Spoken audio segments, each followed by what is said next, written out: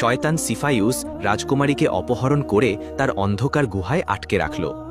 রবিউ ও ফারিস তাকে উদ্ধার করতে দ্রুত এগিয়ে গেল সাহসের সাথে, কিন্তু সিফাইউস তার জাদুকরী শক্তি দিয়ে তাদের গুহার প্রবেশপথে শক্ত পাথরে পরিণত করে দিল। শীঘ্রই এই মর্মান্তিক খবর পৌঁছালো রবিউর বাবার কাছে এবং ফারিসের স্ত্রীর কাছে। তারা একসাথে ন্যায়পরায়ণ রাজা সালাহুদ্দিনের কাছে সাহায্যের জন্য যাওয়ার সিদ্ধান্ত নিল, যাতে তারা যাদের ভালোবাসে তাদের ফিরিয়ে আনতে পারে। দুঃখে ভেঙে পড়া বৃদ্ধা মা ফারিসের স্ত্রীকে সঙ্গে নিয়ে ভারী পায়ে সালাহুদ্দিনের প্রাসাদের দিকে রওনা দিল। তার হৃদয়ে আশা জাগল যে সেখানে তিনি ন্যায় বিচার ও করুণা পাবেন। প্রাসাদের দরজায় পৌঁছতেই প্রহরীরা তাদের বাধা দিল এবং প্রবেশে বাধা দিল। তখন বৃদ্ধা তার কাপা কণ্ঠে বলল, হে আমার সন্তান, আমরা চরম দুঃখে ও বিপদে আছি। আমরা রাজার কাছে এসেছি, আমাদের শেষ আশা তার ওপর, আমাদের অবশ্যই তাকে দেখতে হবে। একজন প্রহরী তাদের অপেক্ষা করতে বলল এবং তৎক্ষণাৎ প্রাসাদের ভেতরে গিয়ে রাজাকে বিষয়টি জানালো। রাজা যখন কথা শুনলেন তিনি বললেন, তাদের তৎক্ষণাৎ সম্মানের সাথে আমার কাছে নিয়ে এসো। বৃদ্ধা এবং তার পুত্রবধূ রাজার সভায় প্রবেশ করল। রাজা তাদের সদয়ভাবে জিজ্ঞাসা করলেন, হে মা, বলো কি তোমাকে কষ্ট দিচ্ছে? তখন বৃদ্ধার চোখ দিয়ে অশ্রু ঝরতে লাগল এবং তিনি রাজার কাছে তাদের ওপর নেমে আসা ট্র্যাজেডির কথা বর্ণনা করতে শুরু করলেন। তার কথা শেষ করে তিনি বললেন, হে আমাদের আর কেউ নেই, তুমিই আমাদের শেষ আশা, দয়া করে আমাদের সাহায্য করো। রাজা সালাহুদ্দিন তার রাজ্যে ঘটে যাওয়া এই বিপদের কথা জানতেন না। তার মুখে উদ্বেগ ফুটে উঠল এবং তিনি দৃঢ় কণ্ঠে বললেন, চিন্তা করো না হেমা, আমি তোমার ছেলেদের খুঁজে বের করব, তারা যেখানেই থাকুক, এবং তাদের তোমার কাছে সুস্থ অবস্থায় ফিরিয়ে আনব, এটা আমার প্রতিশ্রুতি। রাজার কথা শুনে মা কিছুটা স্বস্তি পেলেন। তিনি বললেন, তুমি বাড়ি ফিরে যাও, ইনশাল্লাহ শীঘ্রই তোমার ছেলেরা তোমার কাছে ফিরে আসবে। পরদিন সকালে রাজা সালাহুদ্দিন ভালোভাবে প্রস্তুতি নিলেন। তার ঘোড়ায় চড়লেন এবং সিফাইউসের লুকানো গুহার সন্ধানে যাত্রা শুরু করলেন। মরুভূমি ও উপত্যকা অতিক্রম করতে করতে তিনি এক হাকিমের কুটিরে পৌঁছালেন। তিনি ভাবলেন কিছুক্ষণ বিশ্রাম নেবেন। ঘোড়া থেকে নেমে তিনি কুটিরে প্রবেশ করলেন। হাকিম তাকে দেখে আনন্দে উদ্বেলিত হয়ে বললেন, স্বাগতম হে সালাহুদ্দিন, আমি অনেক দিন ধরে তোমার অপেক্ষায় ছিলাম। রাজা তার কথায় অবাক হয়ে এগিয়ে গিয়ে বললেন, হে হাকিম, তুমি কি বোঝাতে চাইছো যে তুমি আমার জন্য অপেক্ষা করছিলে? আমি বুঝতে পারছি না, দয়া করে বিষয়টি পরিষ্কার করো। হাকিম মৃদু হেসে রাজাকে গল্পের শুরু থেকে সবকিছু বলতে শুরু করলেন। তারপর বললেন, হে সালাহুদ্দিন, আমি বছরের পর বছর ধরে তোমার জন্য অপেক্ষা করছি, কারণ তুমিই একমাত্র সেই ব্যক্তি যিনি ওই ধূর্ত শয়তানের প্রশ্নের উত্তর দিতে পারেন এবং সংঘর্ষের যুদ্ধে তাকে পরাজিত করতে পারেন। সিফাইউসের কারণে অনেক ঘর বন্ধ হয়ে গেছে, নিরীহ মানুষ বিপথে গেছে। তুমি, হে বীর, তোমার বুদ্ধি দিয়ে তার প্রতারণা উন্মোচন করবে এবং তোমার তলোয়ার দিয়ে তার অহংকার ভেঙে দেবে। তার শেষ তোমার হাতেই হবে, হে শৌর্যবান রাজা।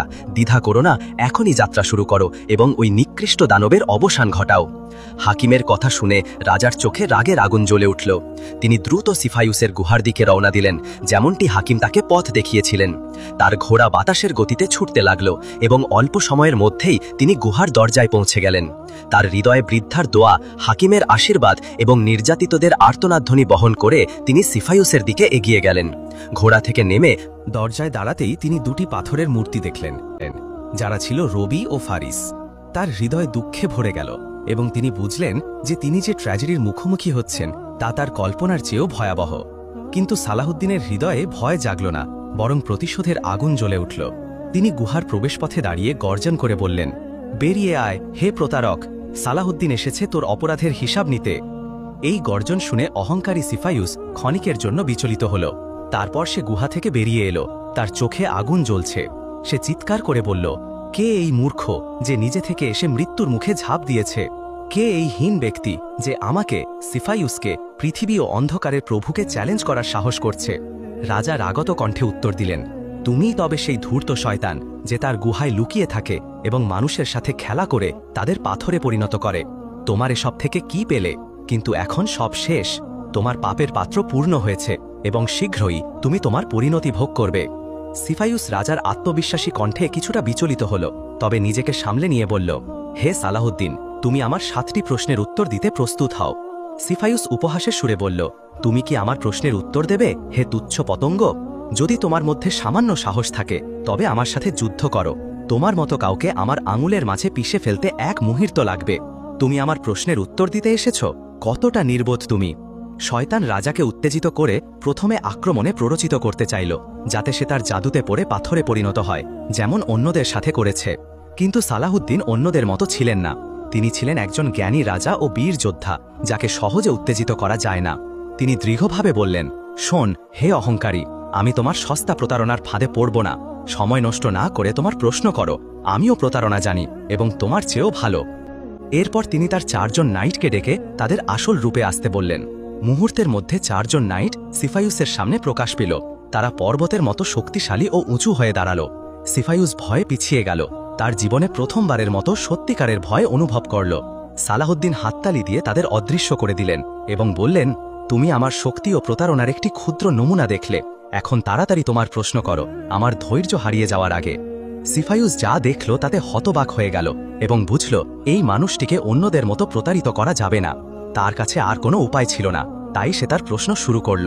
সে বলল, শোন, যদি দুজন যুবক উরুয়া ও হামান ঘনিষ্ঠ বন্ধু হয়, একদিন তারা দূর দেশে বাণিজ্যের জন্য যাত্রা করল।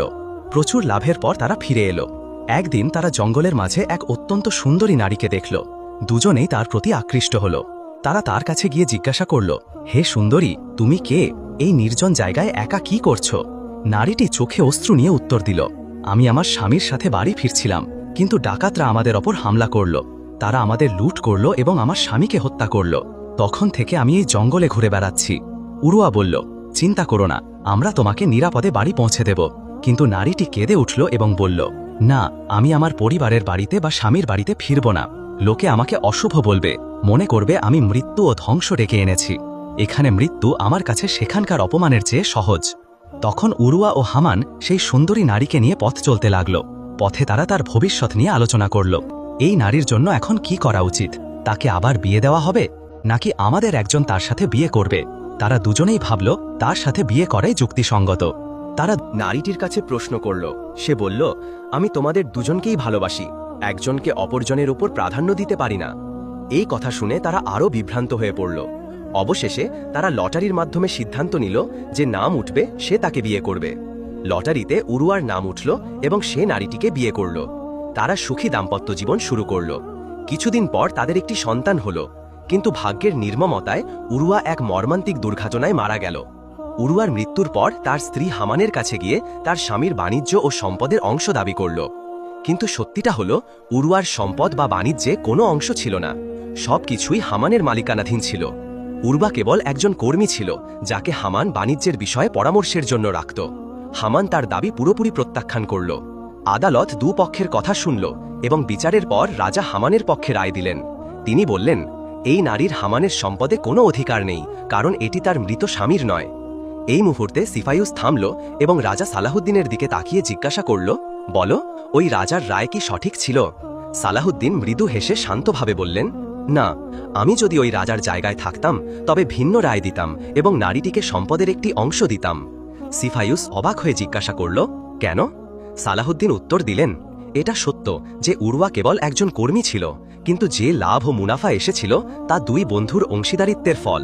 তাই নারীটি তার স্বামীর অংশ হিসেবে অর্ধেক মুনাফার অধিকারী এবং তাকে তার ন্যায্য অংশ দেওয়া উচিত। সিফাইউস রাজার জ্ঞানের প্রশংসা করে বলল, ভালো করেছ, তোমার রায় সঠিক এবং ন্যায়সঙ্গত, এতে কোনো সন্দেহ নেই। কিন্তু সে তৎক্ষণাৎ তার স্বর পরিবর্তন করে সতর্ক করে বলল, খুব বেশি আনন্দ করো না, কারণ তোমার সামনে এখনো 6টি প্রশ্ন বাকি আছে। রাজা আত্মবিশ্বাসের সাথে হেসে বললেন, প্রশ্ন করো হে ধূর্ত, আমি এখানে তোমার সব প্রশ্নের উত্তর দিতে প্রস্তুত। সিফাইউস ক্ষণিকের জন্য দ্বিধা করল, তারপর বলল, শোন, সাবা রাজ্যে একজন ন্যায়পরায়ণ ও সাহসী রাজা ছিলেন, নাম তামাম।